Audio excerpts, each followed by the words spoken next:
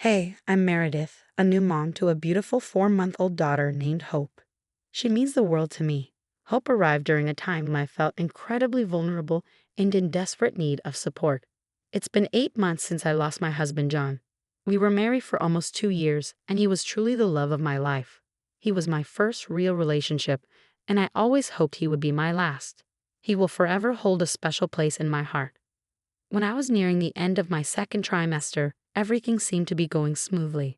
John and I were over the moon about our upcoming baby. It felt like our family was finally getting that one missing puzzle piece. But then tragedy struck, and John was taken from me in a car accident. Identifying his body was a gut-wrenching experience, and I felt like my world had crumbled. I fell into a deep depression, hitting rock bottom.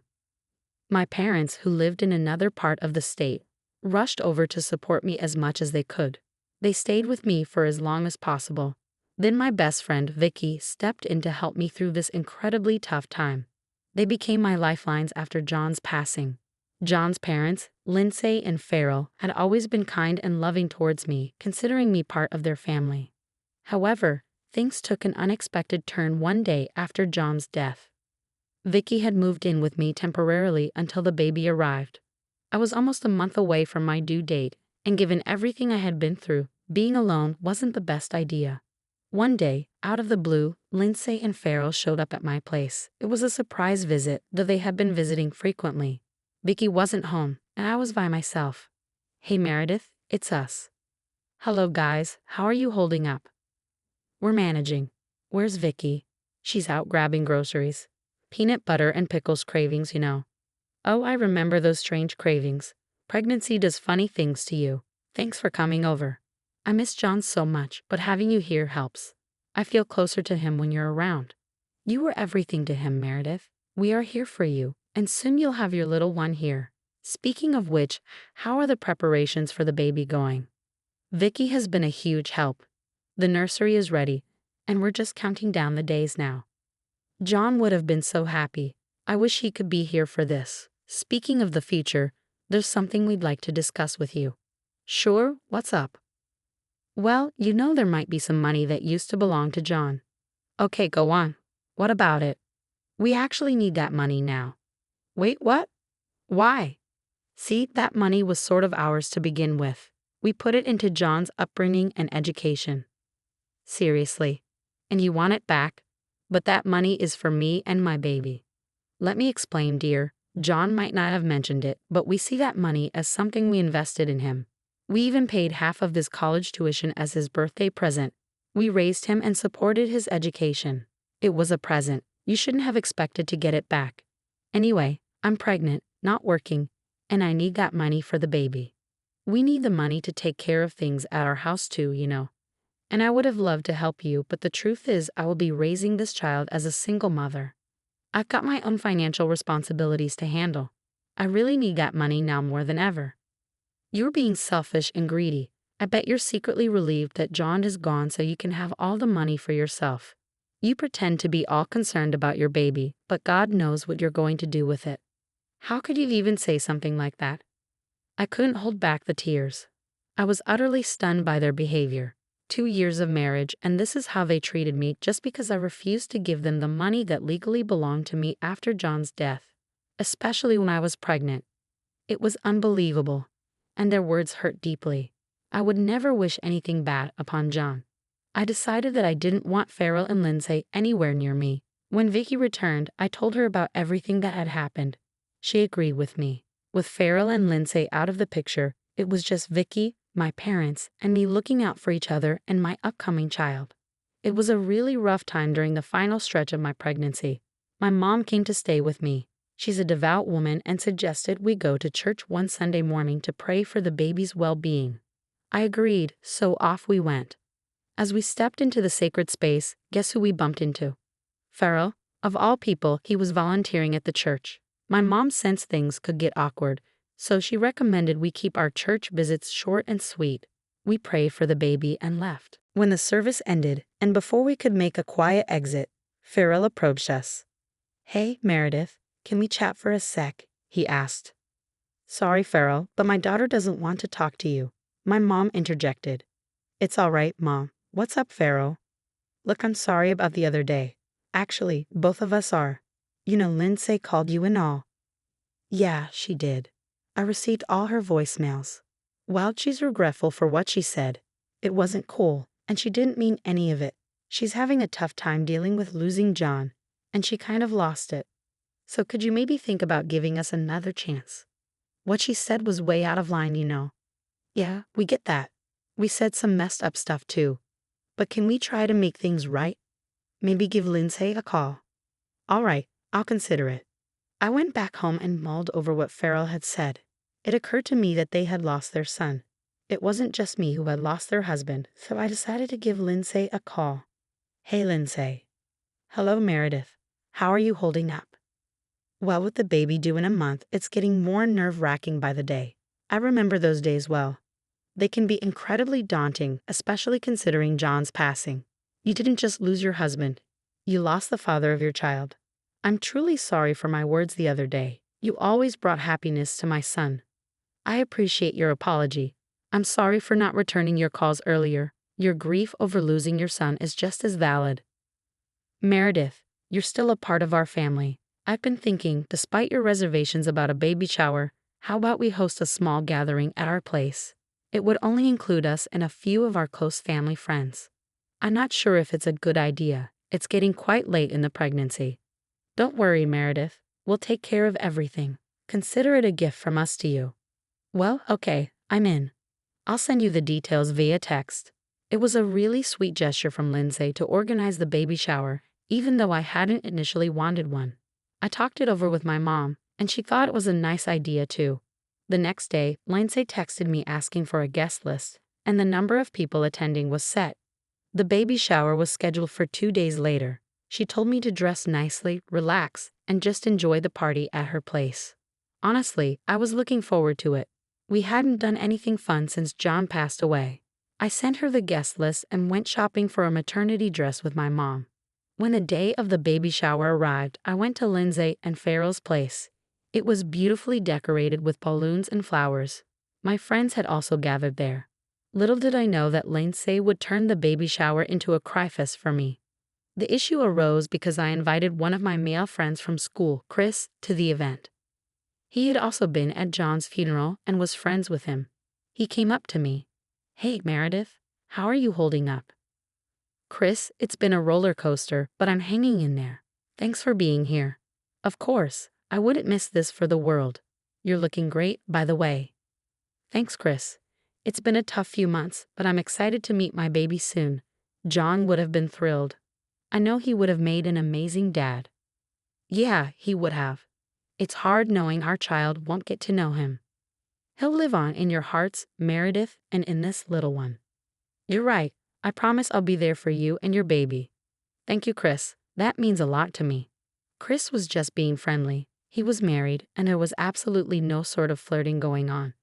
But for some reason, Lindsay heard us talking and got fixated on this. She pulled me aside into her room, saying she wanted to talk. I can't believe you're throwing yourself at Chris like that when he's clearly into you. What do you even mean? Do you think I haven't noticed? It's been 8 months since we lost John. How can you even think of this? Chris is just a friend. He was even friends with John, and now he's chatting you up. What a great friend, huh? He has a wife, and you have the baby of your dead husband in your belly. That isn't stopping you. What?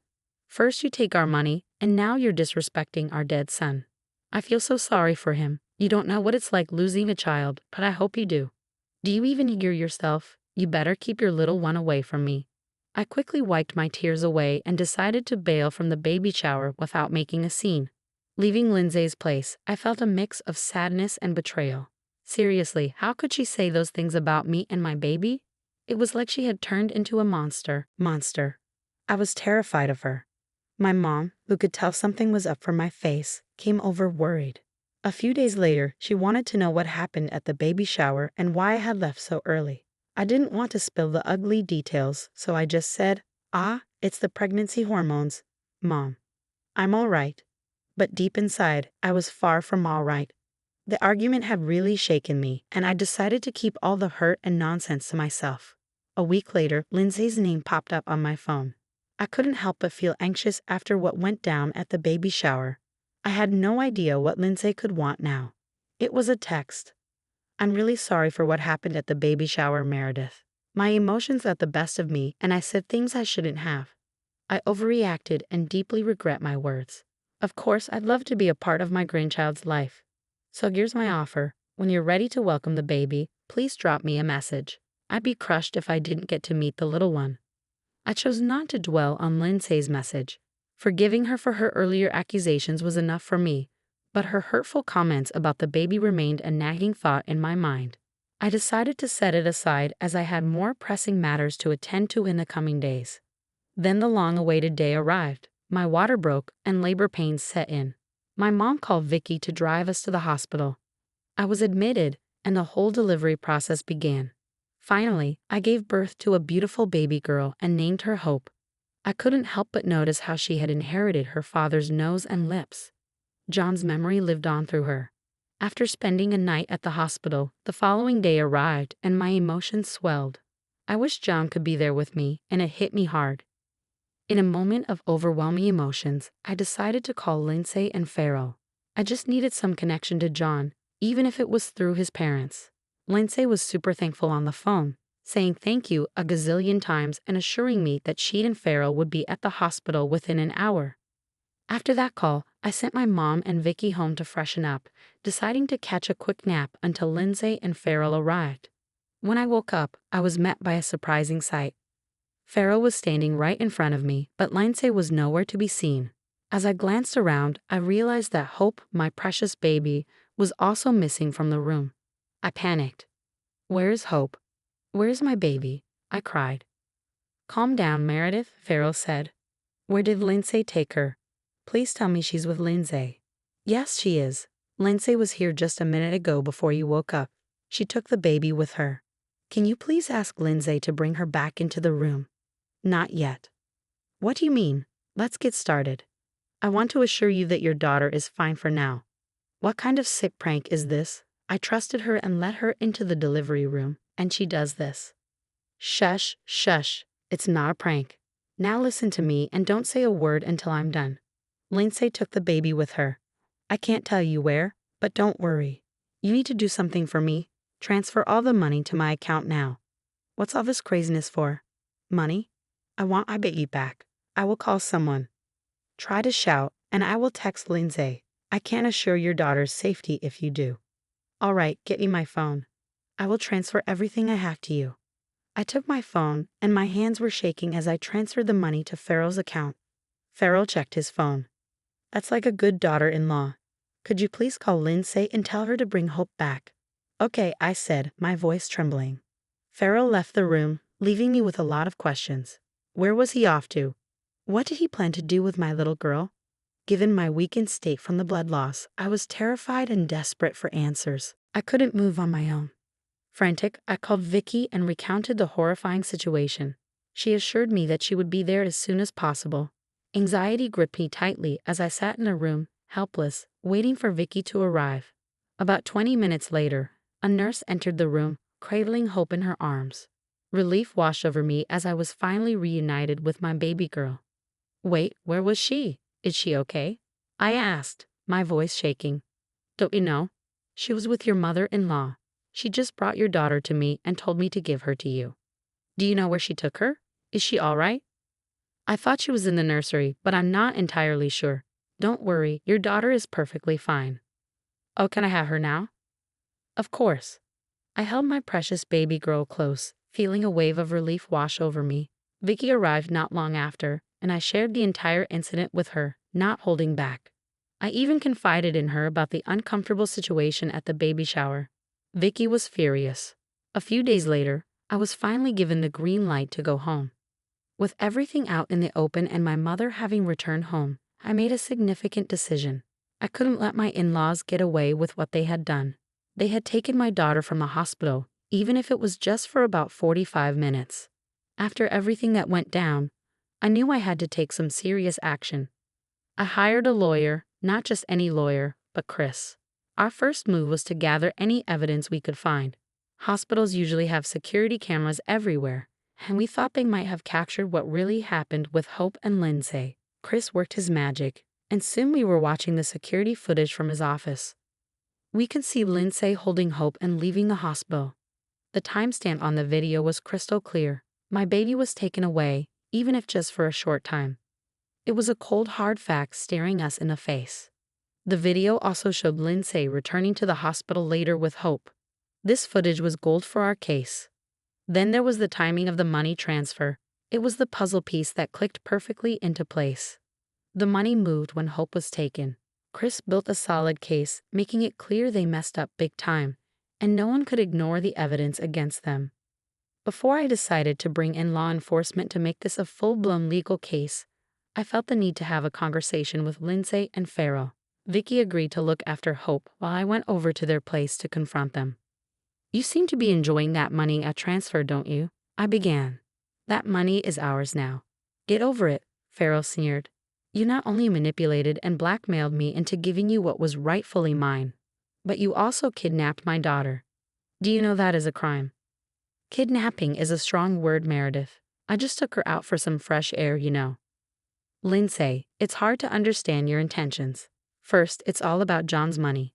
Then, at the baby shower, you accuse me of disrespecting him. Can you pick a side? Aren't you tired of playing the victim, the mother who lost her son, when all you seem to care about is the money? If John were here today, he would be ashamed and disgusted by you and what you did to me and his daughter. He would never have forgiven you. John's gone, Meredith. He's history. We couldn't care less. Time for you to get your pathetic life together as well." "What a remarkable father you are, Farrell. If this is about money, you better leave. I only dropped by to give you a heads up. You'll be hearing from the cops soon enough, so better call your lawyer, Lindsay." As time ticked on, things started to look up. Lindsay and Farrell got what they deserved. The evidence was stacked against them. The security footage from the hospital and the timing of the money transfer all pointed to their guilt. Justice was served with a side of karma. They ended up in prison for a year and had to pay back every single cent they took from me. It wasn't just a win for me, but for Hope and John's memory too. With the money safely back in my account, I decided it was time for a fresh start. I sold our house, full of memories both good and bad. It was tough saying goodbye to that chapter of my life, but it needed to be done. I didn't want to live in the shadows of the past anymore. I moved to a snug neighborhood close to my parents' place. Having real family nearby was a game changer. I decided to put my experiences to good use. I joined support groups for single moms who had been through similar things. Being there for them helped me heal too. Every day is a new chapter in this single mom's journey. I wake up motivated to be the best mom I can be for Hope. I'm determined to provide Hope with a loving, stable, and happy life. Recently, I've been contemplating a career comeback now that I have my parents to look after Hope. I'll be diving into that soon. Each day as we create new memories together, I'm reminded that we can find light even in the darkest of times. Hope has brought warmth and purpose back into my life, and for that, I am eternally grateful.